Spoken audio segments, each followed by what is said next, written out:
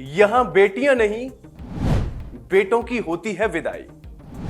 नहीं मिलती बेटों को बाप की जायदाद। भारत में कई ऐसी जगह हैं जहां बेटियों को पराया धन कहा जाता है। यही कारण है कि बेटियों को तवज्जो कम दी जाती है और बेटों को सराखों पर बिठाया जाता है।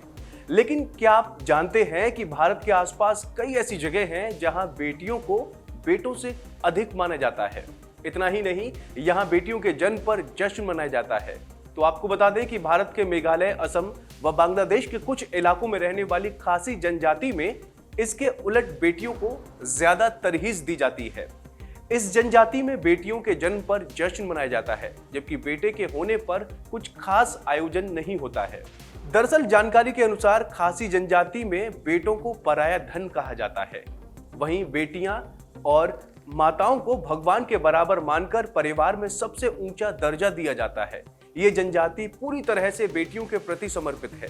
ये जनजाति उन तमाम समुदायों और क्षेत्रों के लिए मिसाल है जो बेटियों के जन्म पर दुखी हो जाते हैं। इतना ही नहीं, कहा जाता है कि खासी जनजाति में शादी के बाद लड़के लड़कियों के साथ ससुराल जाते हैं।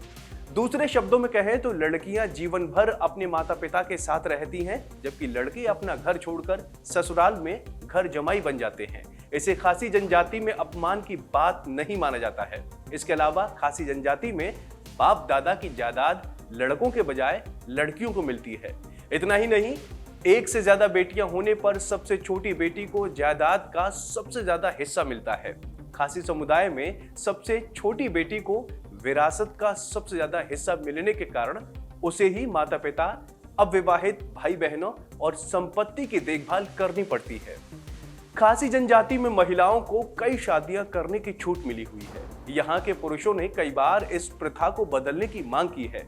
उनका कहना है कि वो महिलाओं को नीचा दिखाना नहीं चाहते और न ही उनके अधिकार को कम करना चाहते हैं, बल्कि वो अपने लिए बराबरी का अधिकार चाहते हैं। खासी जनजाति में परिवार के सभी छोटे बड़े फैसलों में महिलाओं की ही चलती है। यहाँ महिलाएं ही बाजार और दुकान चलाती हैं। बच्चों का उपनाम भी माँ के नाम पर रखा जाता है। इस समुदाय में छोटी बेटी का घर हर रिश्तेदार के लिए हमेशा के लिए खुला रहता है। वहीं मेघालय की गारो, खासी, जैंतिया जनजातियों में मात्र सत्तात्मक व्यवस्था होती है, इसलिए इन सभी जनजातियों में एक ऐसी व्यवस्था होती है। वहीं खासी समुदाय में विवाह के लिए कोई खास रस्म नहीं होती है। लड़की और माता पिता की सहमति होने पर लड़का ससुराल में आना जाना तथा रुकना शुरू कर देता है। इसके बाद संतान होते ही लड़का स्थायी तौर पर अपनी ससुराल में रहना शुरू कर देता है। कुछ खासी लोग शादी करने के बाद विदा होकर लड़की के घर रहना शुरू कर देते हैं। शादी से पहले बेटे की कमाई पर माता पिता का और शादी के बाद ससुराल पक्ष का अधिकार रहता है।